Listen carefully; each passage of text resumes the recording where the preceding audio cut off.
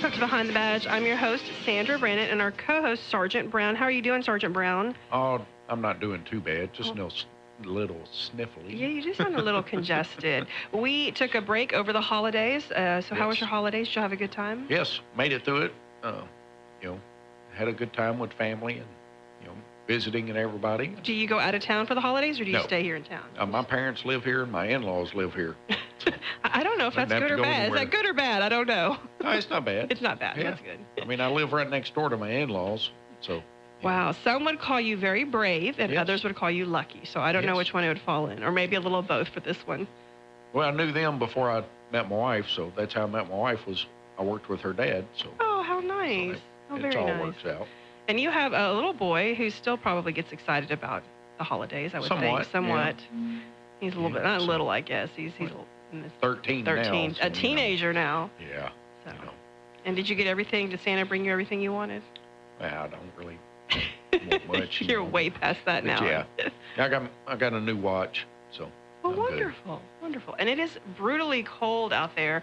Our guest today is Ricky Cumberland with I always want to say the Clarksville Fire Department, but I always have to be corrected that it's Clarksville Fire Rescue. And are you enjoying the cold weather? Are you a cold weather person? Not a fan. Not a fan? What about you? Each year, I'm less of a fan. Really? Yes. Are you originally from Clarksville? I've been here most of my life. I grew up here, went to the public schools here in Clarksville, went away to the Marines, came back home. Okay. And joined the police department originally. Really? I did not know. Did you know that, Sergeant Brown? I had no idea. He told me that a while ago. Okay. We were learning. So how long were you with, I'm assuming it's the Clarksville Police Department that you were. Okay. How long were you with CPD? Almost 4 years. And I decided to move over to the fire department. Had never considered that option before, but that option arose, and I took a look at it, and that was over 20 years ago. Wow. What made you change from law enforcement to firefighting? I'm not really sure. Looking back, there were some fond memories at the police department, but at some point, it just wasn't fun anymore, and so it was time to move. Mm-hmm. Well, I know at the fire department, just like at the when you work in law enforcement, there's different roles and responsibilities. So what did you start off doing at the fire department? Actually, when I left the police department, I had to take a step down. I was a detective at the police department, and I just went back to riding on the back of the truck. They call it the tailboard, the tailboard of the truck. Those are the newest guys. They are the ones who, when we go to fires, get off and hook up the hose to the fire hydrant and do a lot of the leg work there. Y'all do the heavy lifting, so The heavy lifting. The heavy lifting.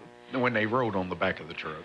That's true. I mean, I guess we have to clarify that, because you guys technically do not ride on the back of the truck anymore. I usually, whenever people come to the station, we always go through that, a little bit of a history, and the tailboard position is still called the tailboard, but the people don't get to ride on the tailboard anymore. There are safety people who just don't like to see that happen. So we don't ride on the tailboard of the truck. Everybody actually rides within the cab now. Okay, so the position is still called tailboard. And when would you say that actually shifted and you rode in the cab? It was before my time, which was, I came over in '96. So sometime before that, it had already changed. When I got there, nobody rode on the back of the truck anymore. And back in the day, why did people ride on the tailboard? What was the purpose of that position? It was just of convenience of the vehicles. That's the way they were built, and they weren't really made for luxury. They were made to get to the scene and get to work. Didn't have enough seats. Didn't have enough seats. See, if we go back even further than that, they were actually pulled by horses. Oh, that's right. So then they had to find a place to put a seat on it in the first place. And then it just grew from there. All right, so you, riding on the tailboard, you would jump off the tailboard and go grab the hoses and hook them up, and that's what you did back then. Yeah, but now you don't. You don't ride in the back anymore. You sit up front. Not anymore. Next step, of course, was the rescue truck, the busiest trucks at the fire station, of course, obviously. A lot of medical calls these days. Probably over 70% of the calls are medical in some way. And then, of course, the opportunity came in fire prevention, and that's where I'm at now. Fire prevention is more of a code enforcement avenue. Okay. We go to businesses, look at fire code violations and issues and public education.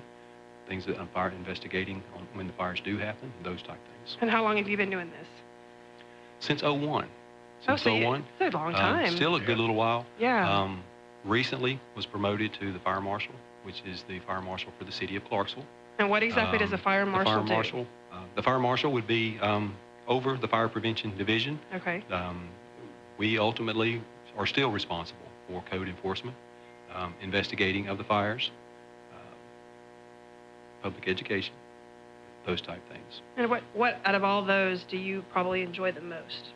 Probably the interaction with the public. The education stuff? The interaction with the public in a positive sense. That I joke with some of my guys that I used to work with at the police department. That was the biggest thing that I noticed coming from the police department to the fire department. It seemed like when the police car would pull up, people walked away. Yes. When the fire truck pulls up, people run toward you. They Right. know you're there to help them in Right. some way, shape, or form. Right. My first year there was in October, November timeframe, and we were actually delivering Christmas presents. So that was people were coming to you. They knew that you were there for something. Yeah. You could definitely relate to that, Sergeant Brown. Oh, It's a yes. different mentality when you show up on scene. It is. You know, a lot of people, you know, when they see the law enforcement show up, you know, they're just thinking, oh, they're here to arrest somebody or write a ticket or whichever.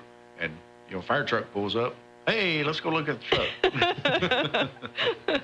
I do a lot of those PR events for the sheriff's office also, and when we go out, I can tell you that everybody, all those kids at the elementary schools, they'll have everybody out there from all the different agencies, you know, and different businesses, but they always love the fire department. Oh, yeah. They just like clamor towards that truck for some reason. Yeah. They love it.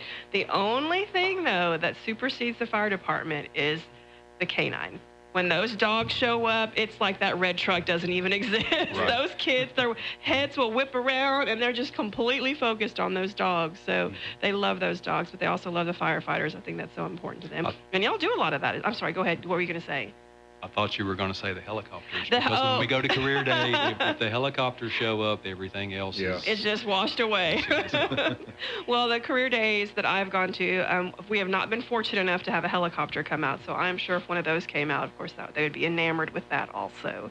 But yeah, that's a lot of fun of it. And that's a part of what you do also is going out to the schools and educating the youth here in the community about some of the stuff that y'all do, correct? Yes, ma'am. Most of our stuff is at the elementary level.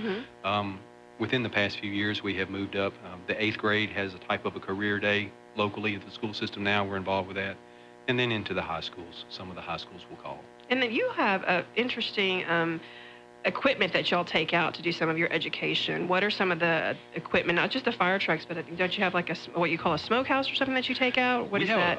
Actually, it was donated by Okay. a local organization that over 10 years ago.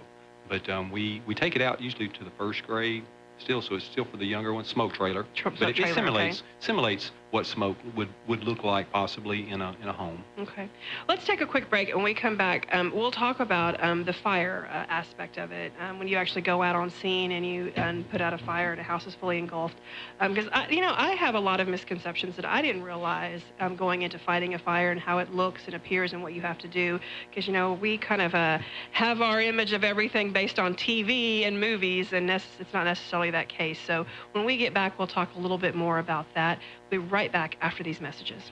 Hey, are you stressed out about a receding hairline or tired of daily watching handfuls of hair float down the drain? Eliminate hair loss and grow brand new hair with the all-new Vermax Scalp Enrichment Shampoo and Hair Restoration Tonic. Over-the-counter shampoos are damaging your scalp and causing hair loss with harsh detergents. Vermax offers natural, botanically based solutions to clean your scalp, prevent hair loss, open up pores, and reestablish hair follicles. Don't be bald. Call Vermax today at 888-601-7864 to get that lush, healthy head of hair you've always wanted. Again, the number to call, 888-601-7864. Eliminate hair loss with Vermax Scalp Enrichment Shampoo and Hair Restoration Tonic. Call 888-601-7864 now. That's right, call 888-601-7864 now. When you play the new Multiplier Instant Games from the Tennessee Lottery, there's a chance you could win more cash than you expected.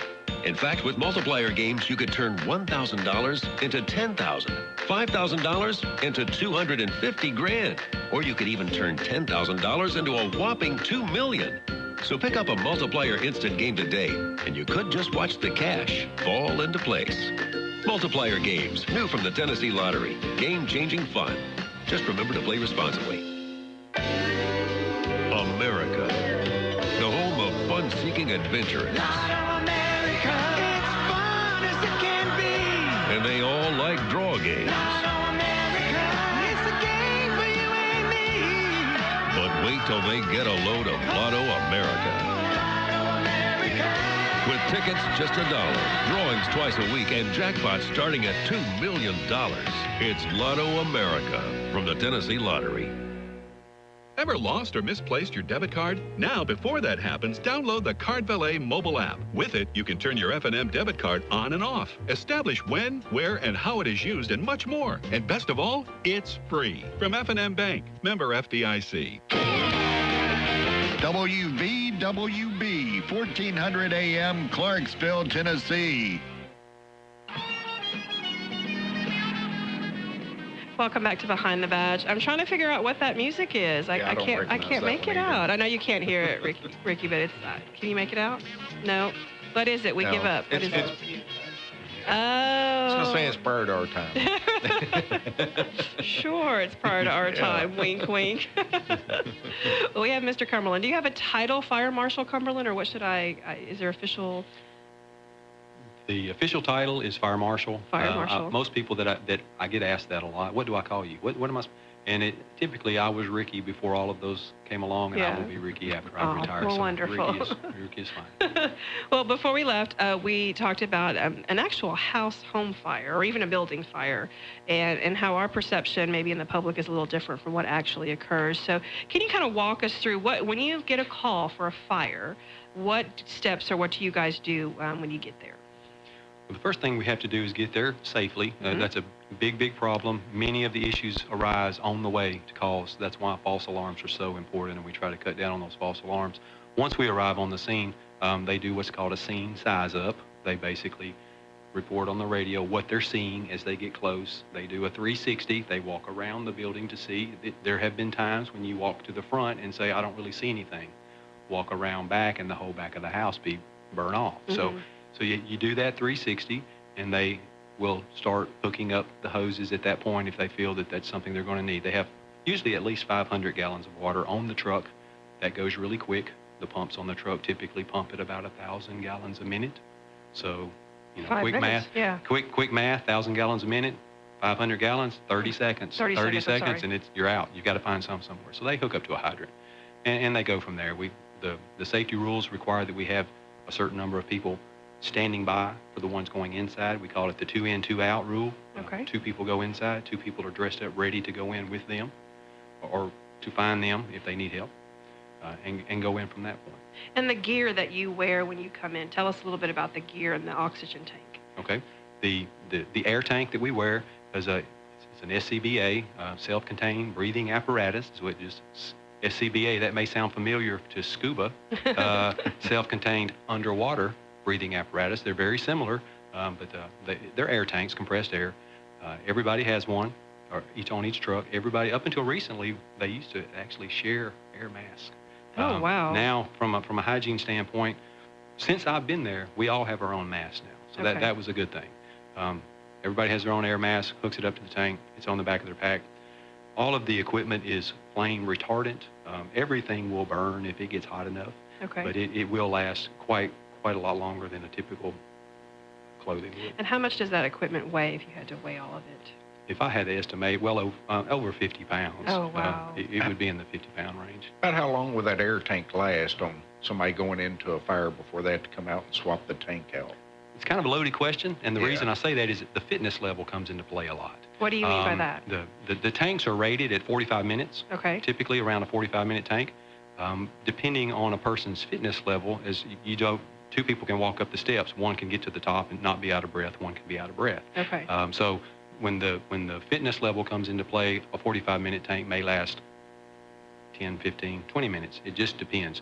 None of them last 45. None of them do. Kind of like I do diving, and 2 people can go diving at the same time. It just depends on how fast you breathe. How long is that tank going to last compared to your buddy?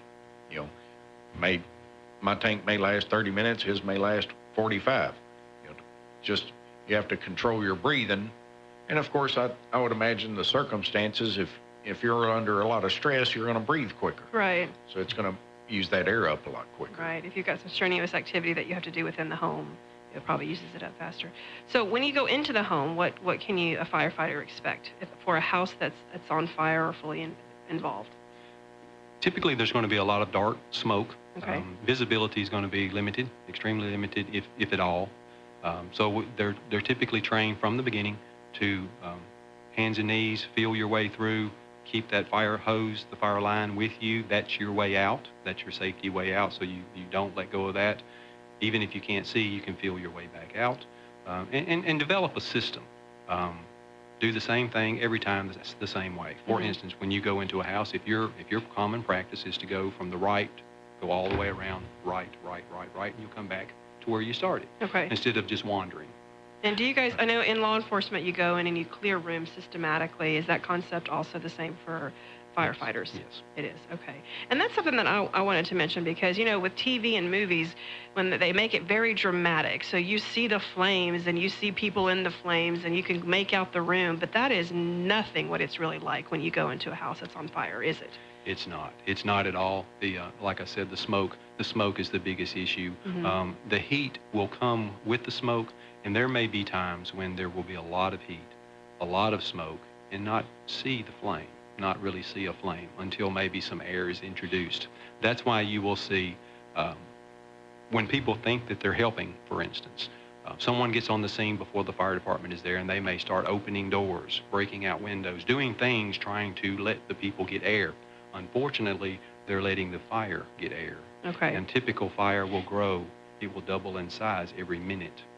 So that gets pretty fast, gets pretty large pretty fast. So opening those doors is not really helping opening those windows because you're basically feeding the fire. You're giving it what it needs to expand and grow. Exactly. So until there is means to extinguish the fire on site, you shouldn't open or close. You shouldn't open the doors and you shouldn't break windows. Okay. Absolutely not. I know we've showed up on some scenes before, and just think, let me open the door and see if somebody's in there, or if you don't know if anybody's in there, that's one thing. But if you know everybody's out, shut the doors until the fire department can get there. That way, it's not getting that oxygen that feeds the fire. And then once they're there with the hose, they may pop that door open because they're going to hit it with water right then. And I've been told that fire, it's a very loose expression, but it's a live mechanism, that it moves, and so it's going to seek the oxygen. So you guys have your training where you know how to manipulate it to a certain degree with fire, with which doors to open, with opening vents or putting a hole in the ceiling or roof or something. So you guys are the trained professionals when it comes to that. That's exactly right. The ventilation, which you mentioned, is extremely important. Ventilation helps to get the smoke out so that visibility increases. The chances of someone being able to survive in there goes up quite a bit. So many people ask, why do they go on the roof? Why do they cut a hole? Why and that's exactly why. They are trying to allow those gases and smoke to escape and provide a possibly livable environment inside. But the biggest part of that is, for instance, you mentioned the fire having being alive. If we put the hole in the wrong place, it will draw the smoke throughout the house. We have to go right above where the fire is so it goes straight up. Okay. Versus pulling it through the rest of the house. Right. So a lot of the thing I really want to emphasize to our listeners is a lot of the things that we see on TV is a misconception. And when you guys get on scene, to let the professionals handle it and take care of it. So that's one of the things I want to talk about. Let's take a quick break. And maybe you can give our listeners some tips and pointers, because I know we've had 2 recent house fires that ended in tragedy. So if we could talk about some things that people can do in the home to prevent fires. And then if the fire does break out in your home, kind of a game plan that you could talk about with our listeners. We'll be right back after these messages. Guess who's on the cutting edge of up-to-date checking services? Heritage Bank, that's who. You know we're neighborly. You know we're trustworthy. Now know that we have the edge on checking accounts. With Edge Checking, you get benefits like shopping discounts, cell phone protection, and roadside assistance. Now you can be on the cutting edge with a new checking account at Heritage Bank. We're more than a bank. We're your neighbor. Member FDIC, bankwithheritage.com. Looking for a new golf experience? Tired of playing the same old courses? Try Clarksville's newest golf course, the River Club Golf and Learning Center, located along the Red River. The picturesque River Club offers some of the area's best golf, putting greens, and driving ranges. And while you're there, stop by and have lunch in the clubhouse or enjoy some live music in the evenings. It's open to the public and waiting for you. The River Club Golf and Learning Center, Clarksville's premier golf experience. Call the River Club of Clarksville today for more information. 931-919-3200. The River Club of Clarksville. Was your New Year's resolution to lose weight, but you haven't been able to accomplish this? Then come to the Doctor's Diet Program at 231 Dover Road. They're open Tuesdays and Saturdays from 11:30 a.m. to 6:30 p.m. Doctor's supervised weight loss can be achieved by following the simple diet plan. Whether you want to lose 10 pounds or 100 pounds, the Doctor's Diet Program can help. Call them today at 931-906-5555. That's 931-906-5555. Moore's Office Supply is Clarksville's office supply and furniture experts. For office equipment, desks, chairs, and more, depend on Moore's Office Supply. Located on Franklin Street across from the Catholic Church, Moore's has been your business partner for office supplies in the Clarksville-Fort Campbell area for years. Call Moore's at 645-7200. That's 645-7200. And we'll deliver it for free. Moore's Office Supplies, Clarksville's office supply headquarters.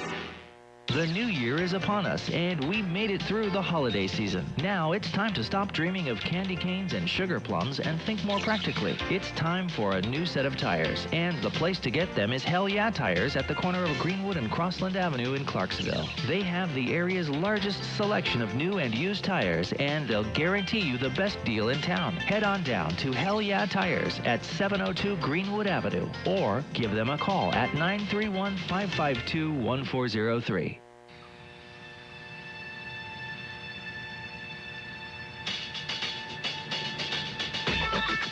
Welcome back to Behind the Badge. I couldn't pick that one up either. What's that one, John? I just don't remember the name.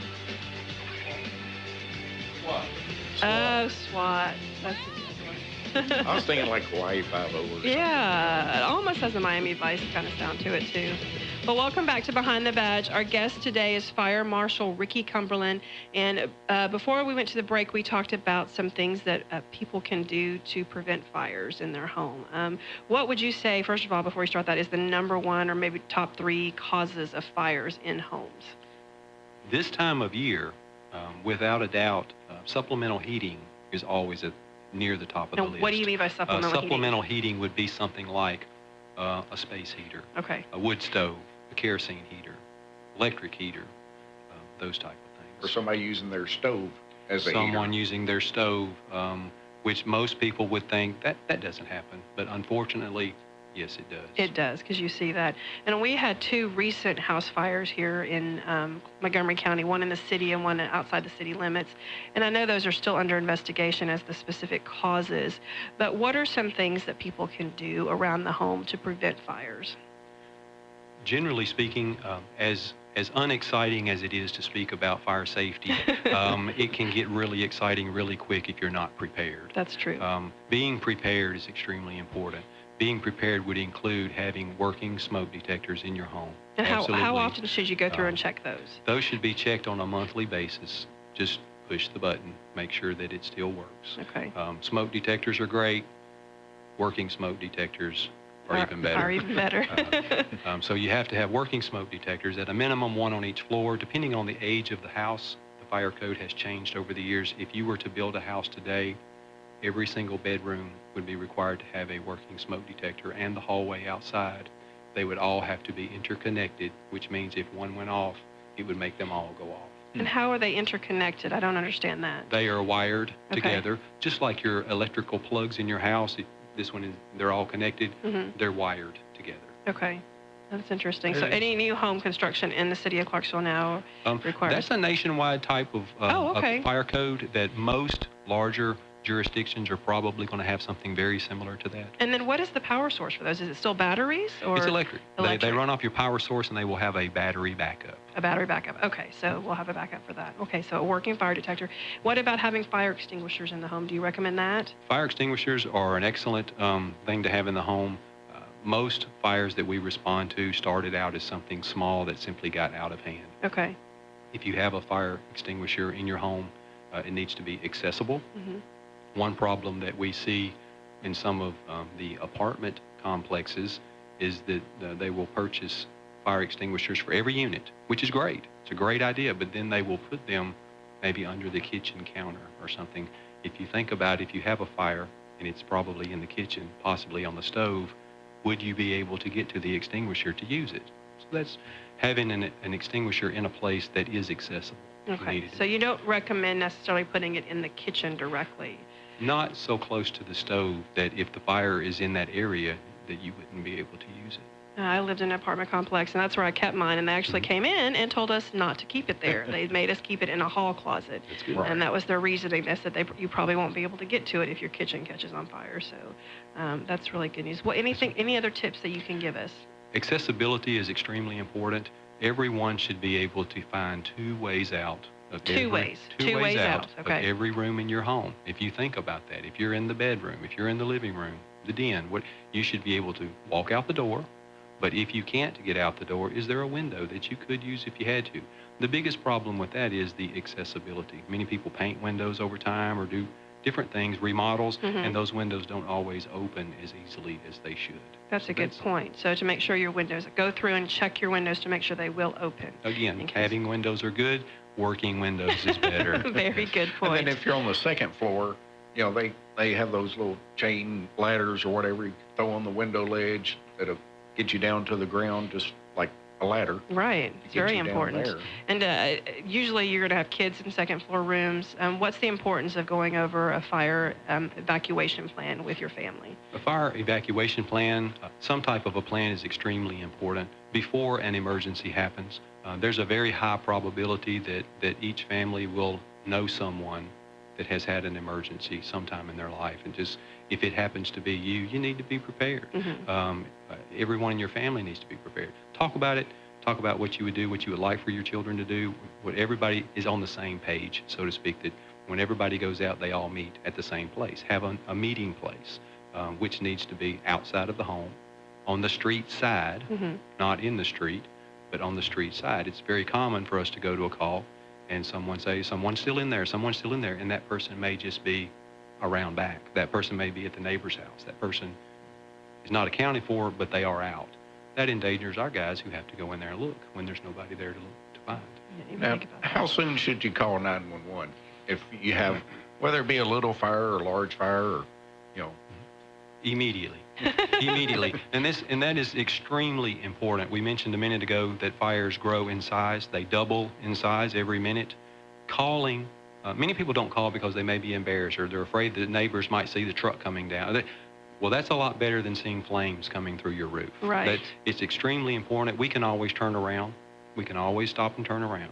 But until you call us, we never get rolling. So it's very important. if you have what you think is a small fire, maybe on your stove or something, you've got that fire extinguisher kind of close, not real close, but, it could be better to go ahead and call so that resource is on the way. So if it expands beyond what you can handle with that fire extinguisher, at least the fire department's already on the way. Right. And I didn't wait 2 or 3 minutes to call them, and now the whole house is I've been to burning. enough scenes where they put the fire out and it reignites for some reason. So just to have you guys there, regardless of whether or not you think it's needed, just come out, make the call and come out. Absolutely. By law, every fire is supposed to be reported. So let's say hypothetically it's Thanksgiving, we cook something, burn something on the stove and it flared. We're supposed to call. Everyone is supposed to call and report that fire.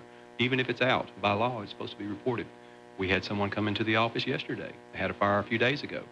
Didn't call us. Now their insurance company is asking for the report. Yeah. So there's other reasons. That's a very good reason. Didn't even think about that. Financial reasons for you want to make that phone call.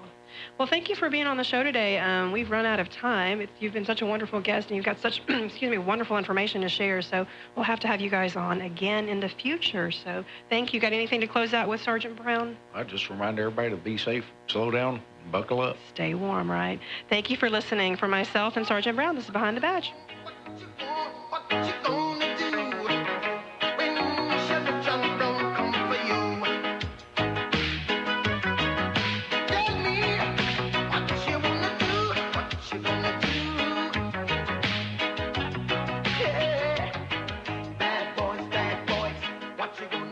Whether it's a car accident, storm damage, or a fire, when the unthinkable happens, it doesn't matter if you saved money in 15 minutes. In this moment, it doesn't matter if your neighbor has the same insurance you do. In this moment, what matters is that your independent insurance agent and the company that stands behind them have you covered. Auto Owners Insurance.